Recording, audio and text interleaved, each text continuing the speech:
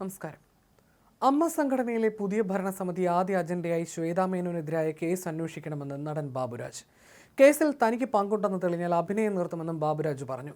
കൊച്ചിയിൽ നടക്കുന്ന അമ്മ തെരഞ്ഞെടുപ്പിൽ വോട്ട് രേഖപ്പെടുത്തിയ ശേഷം പ്രതികരിക്കുകയായിരുന്നു ബാബുരാജ്.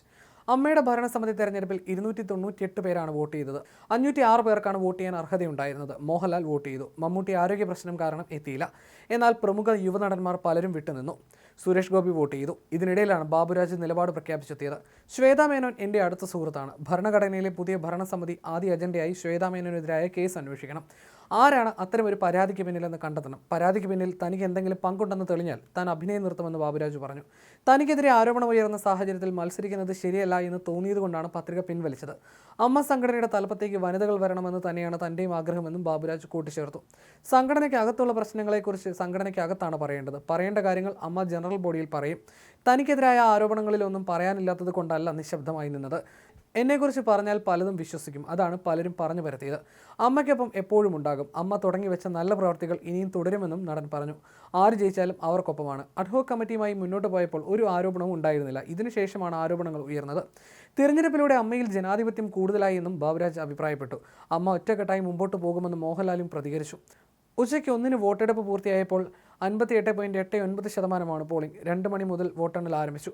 4 മണിക്കാകും ഔദ്യോഗിക ഫലപ്രഖ്യാപനം. കൊച്ചിയിൽ ലുലു മാരിയറ്റ് ഹോട്ടലിൽ രാവിലെ 10-നാണ് വോട്ടെടുപ്പ് ആരംഭിച്ചത്. സംഘടനയുടെ ചരിത്രത്തിൽ ആദ്യമായിട്ടാണ് ഇത്രയും സ്ഥാനാർത്ഥികൾ മത്സരിക്കുന്നത്. ജഗദീഷ് പിന്മാറിയതോടെ അമ്മയുടെ പ്രസിഡന്റ് സ്ഥാനത്തേക്കുള്ള മത്സരം ശ്വേതാ മേനോനും ദേവനും തമ്മിലാണ്. നാസർ ലത്തീഫ്, ജെയിൻ ചേർത്തല, ലക്ഷ്മിപ്രിയ, ആശ അരവിന്ദ് എന്നിവരാണ് വൈസ് പ്രസിഡന്റ് സ്ഥാനത്തേക്ക് മത്സരിക്കുന്നത്.